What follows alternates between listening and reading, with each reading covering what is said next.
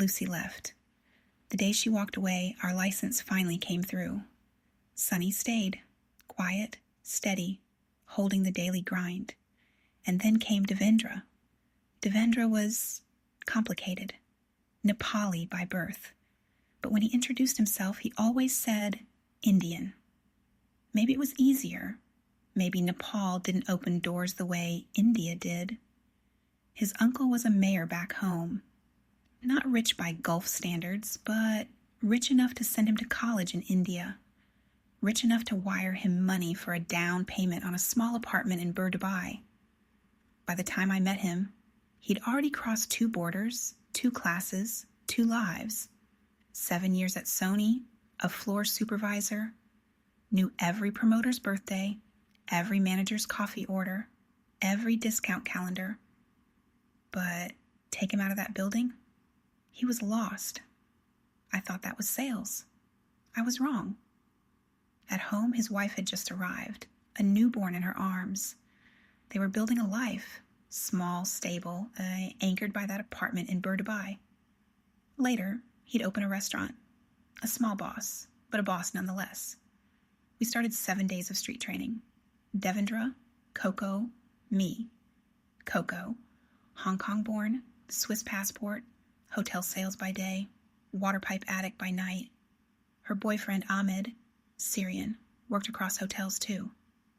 Friday night he came to fetch her, sat in the corner, arms crossed, whispered in Arabic, "I'm so stupid. Let's go." She didn't move, didn't even look at him. Kept teaching until midnight, breaking down rejection like a surgeon dissecting nerves. Devendra cracked, more than once. He'd stare at the action breakdown chart, hands pressed to his temples, silent. Rejection wasn't new to him, but this kind was different. Not the quiet politeness of a mall manager. This was street rejection, blunt, loud, 100 no's before lunch. Coco whispered tricks. Google the store. Call ahead. Find the boss. Ask why they said no.